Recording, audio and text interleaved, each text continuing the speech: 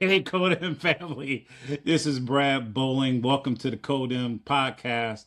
And today I'm talking to Art Still, good friend of mine, who just cracked a joke before we came on air. That's why I was laughing because Art is a good buddy.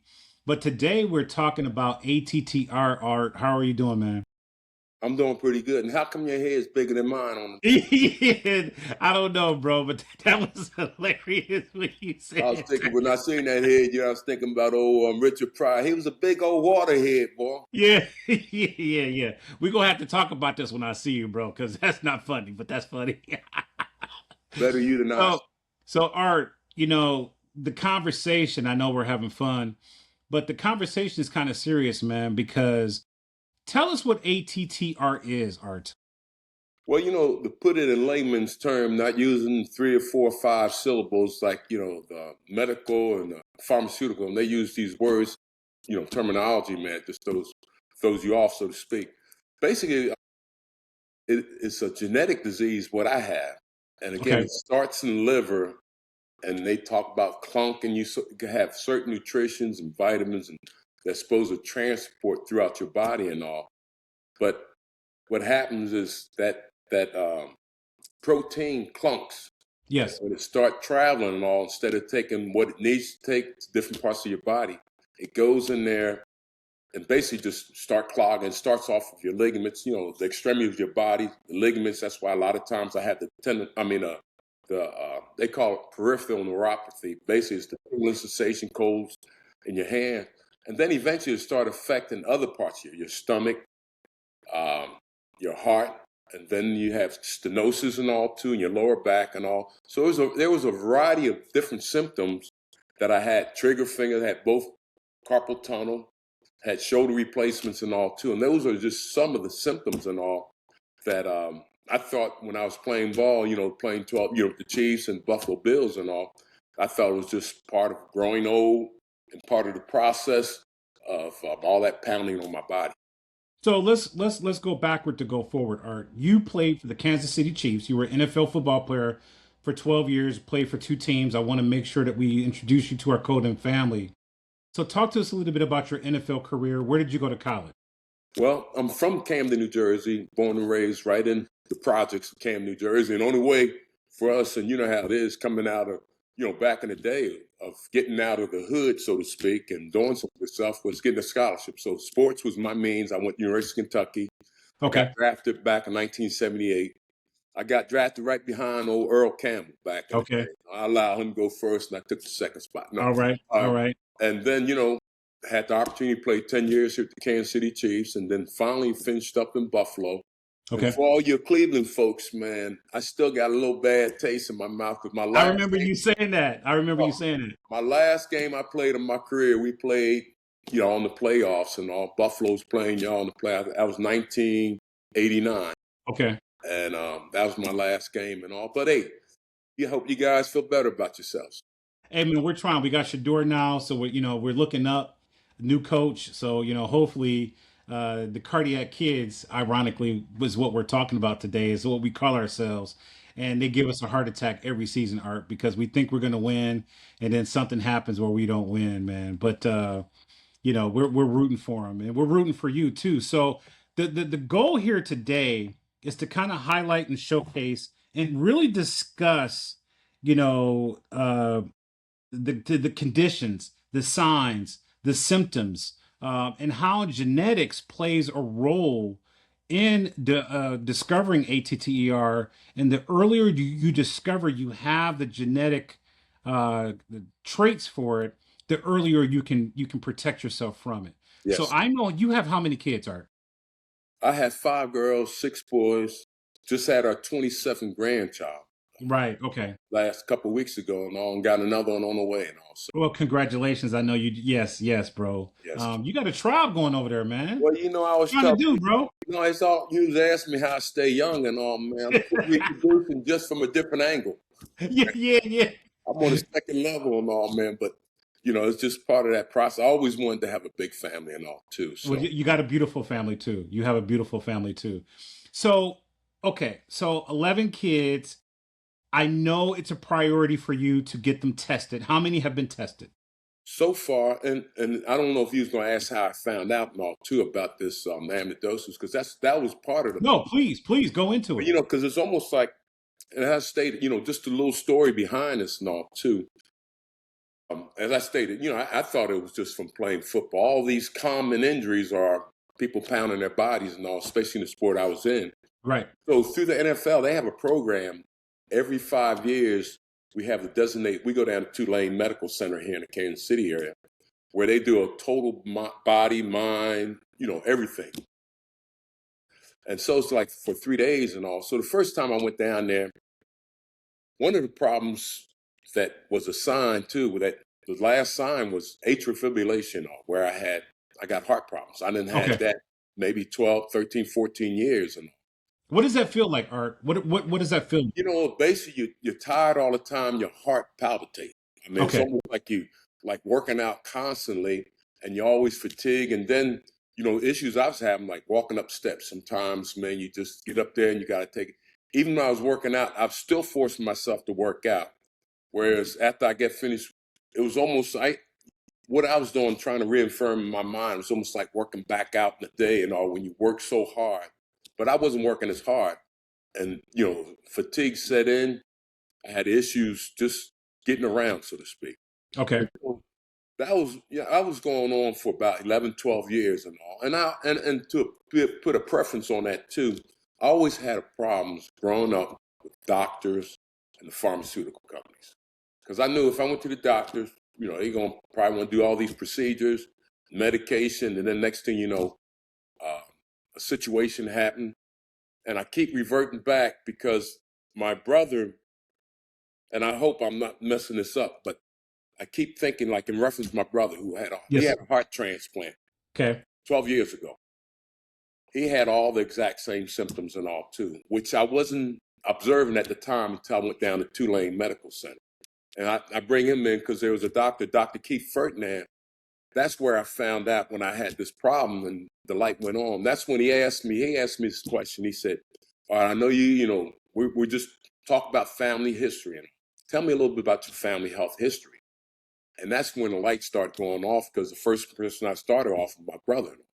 Right. He, as I stated, he has all the exact same symptoms and he's been treated on everything individually, where basically doctor did his back and all, stenosis in the back, where that's lower back problems, nicked his dorm. He's been basically, Catherine, he can't go physically as far as urinating. He's got to use he had the catheter, Right. catheterization. I That remember you saying that. situation for about 15, 20 years now. Then shoulder replacements. His stuff is all, they did the work on his legs and all, where he have to drop foot. So I seen him go through the process, all these same symptoms and all. So when I was telling Doc about that, went through the whole process, and then eventually he had a heart transplant. Okay. And then from there, then I went to my other brother. My other brother has everything, all the exact same symptoms. And on top of that, he don't have a heart transplant. He's got a pacemaker and a defibrillator. Okay. And so when I started talking about family health history, lights start lighting up on me. Then I talked about my other brothers and sisters, similar issues and problems and all too. And that's where when Dr. Keith Ferdinand, he's an African-American cardiologist, he had told me about ATTR. He said it's a hereditary genetic disease that affects 1 out of 25 African Americans, 3 to 4% African Americans and all. And that's when he encouraged me, when you go home, do a genetic test. So, So Art, I don't want to interrupt you, but I would just want to make sure that we go to the symptoms. Can okay, you just give me a breakdown of the top 5 symptoms so people can understand if they're watching this, what should they be looking out for? So I know one is heart palpitations, uh, yeah, usually, peripheral neuropathy. yeah. I don't like using those terms. That's the medical term. Basically, Okay.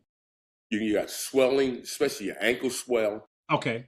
swelling in your legs, your feet, and your hands and all too. At the same time, you have tingling sensation. Your Okay. hands are cold, cold to feel, and your feet sometimes feel numb. Okay. And so that was one of the symptoms and all too. Then even the symptom too of I didn't had carpal tunnel done on both of my wrists. Okay. So that's another sign.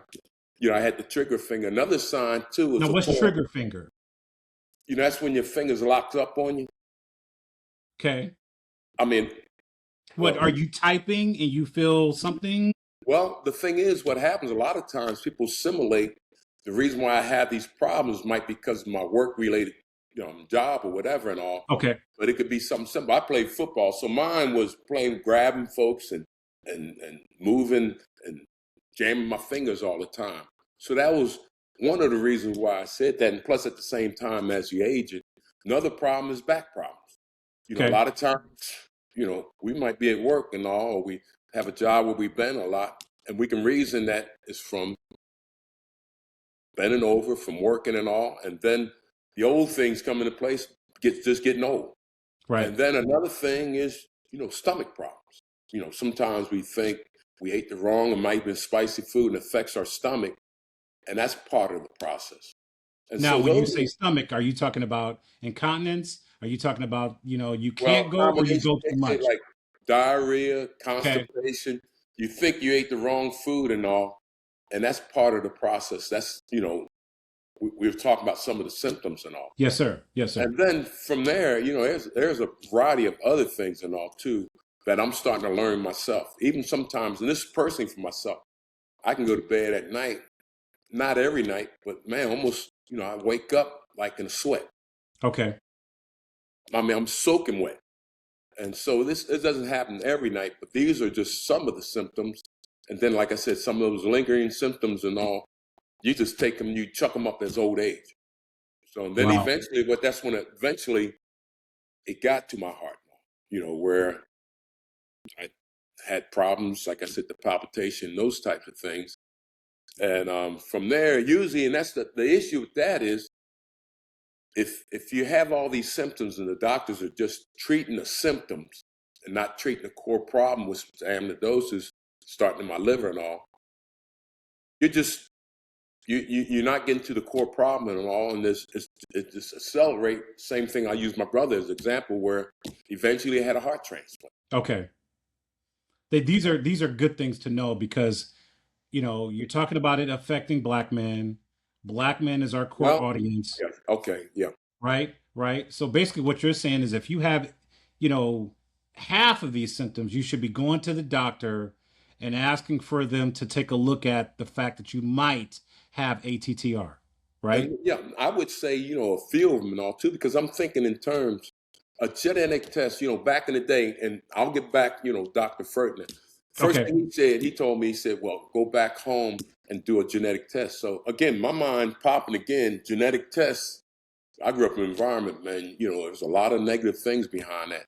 So I said, "What you mean by a genetic test?" He said, "Well, just doing a just simple cheek swab or a spit test." And I ain't had no problem with that at all. But if he came back with some other terms like go back and do a nuclear test or something about biopsy, I would tell him yes, but I never did it and all too. So, Understand. a lot of times it's just using a simple language and all too that takes you to the next level. And a lot of times in the healthcare industry, they use all these words that we can't comprehend, and it can be scary. And that's what it was for me. And it can be scary. Art, it can be scary. Yeah. I've had apprehension of going to the doctor. Yes. I think lately I'm okay with it now, but I guarantee you in my life, I've had a problem going to the doctor. So you're not wrong. Yes, and that's where I was going to say, Brad, too. That's where individual we got advocate for ourselves, and that's one of the Yes. things we're encouraged. Because the thing is, but you also got to do the research because you got to have something to talk about. Okay. If you're going to talk to the doctor about these things, just like we're talking about, amyloidosis, ATTR, genetic disease, and then there's another side of it and all too that has same symptoms and all too. But in reference to this, you got to. And it can be scary for a second and all because when they use the word it's a genetic disease, yes, it could for a second, but now you know what the problem's coming from, and they have therapies out there and all that can address those issues, not going through the process and eventually, like my brother, of having a heart transplant or something. And Art, the thing is that, what I've learned at 55 years old is that go address it. Yes. I don't think as black men we can afford to ignore the symptoms anymore. I think we need to hit our problems head on, go have the serious conversation, make sure you choose the right doctor who is not going to, give you a pill and tell you take this, take that, but Yes. find the root Yes. cause of the problem. And so I agree with you, bro. Everything you're saying is going to help somebody. I think this conversation today is going to save somebody's life. Yeah. Well, I was going to say too, it's just kind of crazy.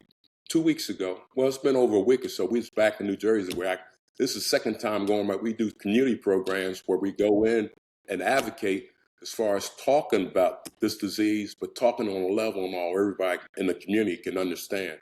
And after the event I had my brother who I told you about that has the ATTR, that had the heart transplant.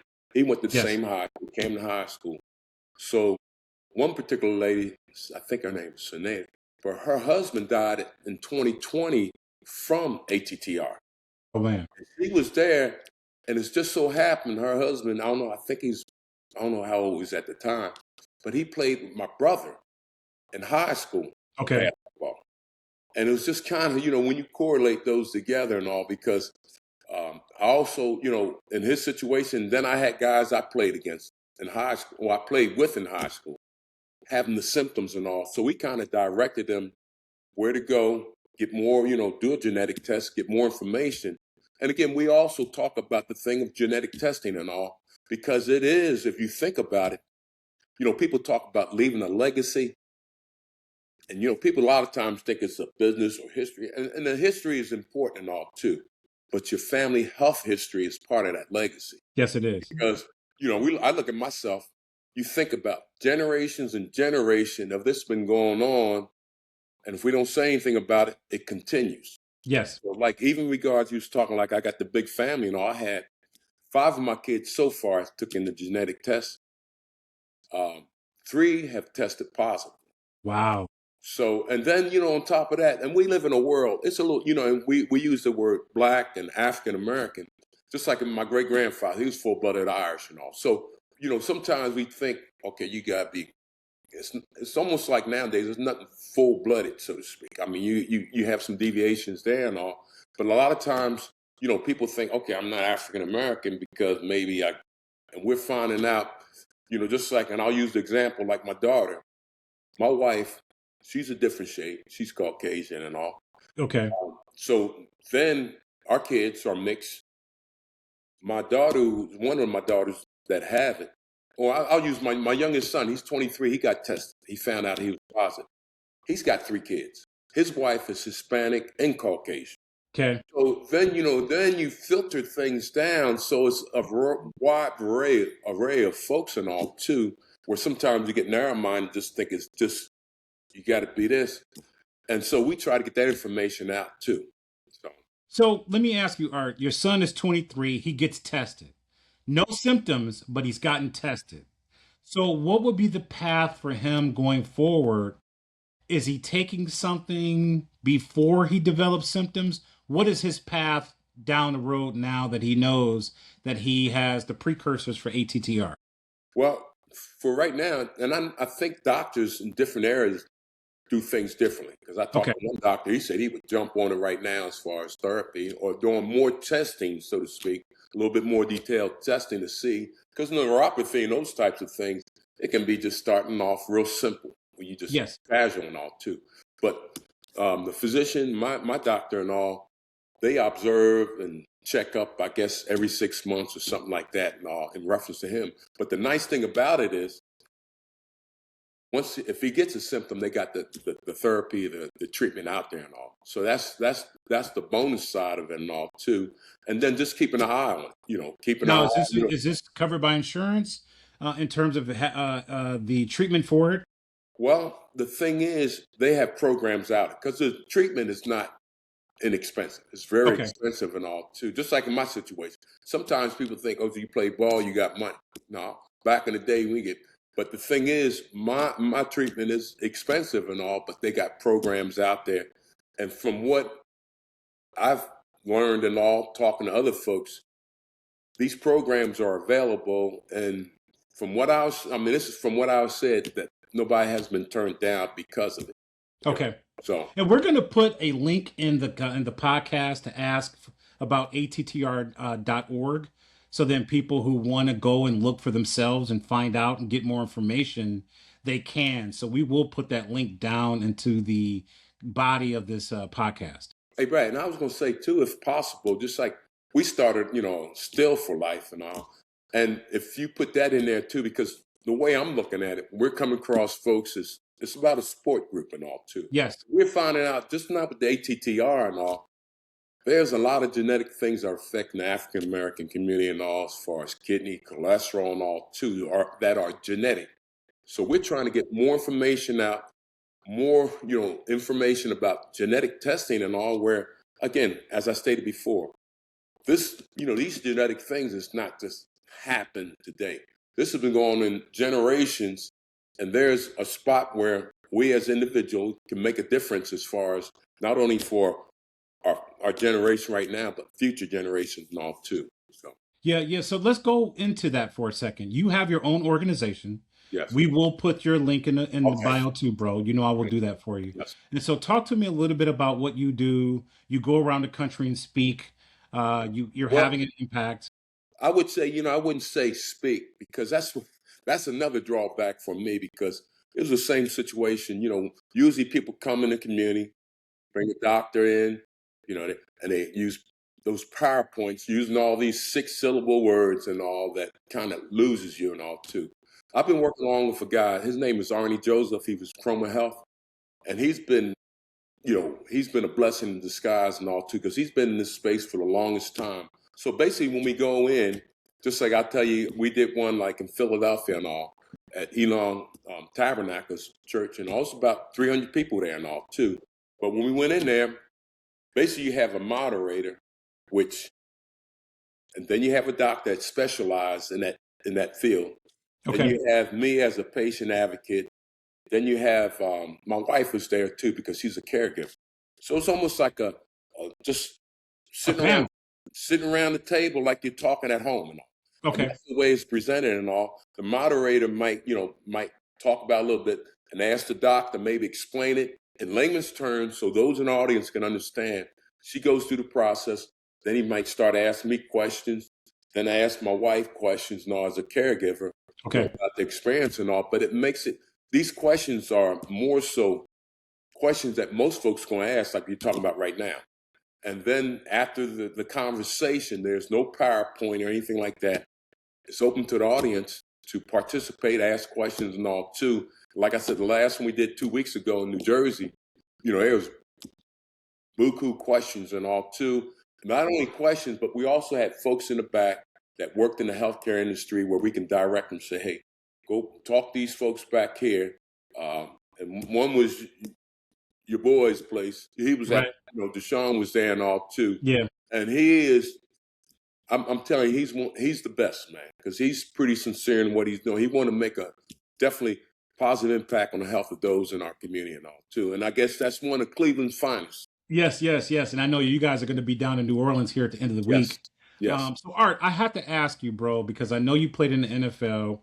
I know you've been afflicted with ATTR, but I love the fact that it just seems like it gives you purpose.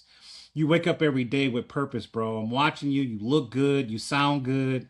What does this mean to you to be able to go in and save lives and impact people and bring awareness to people?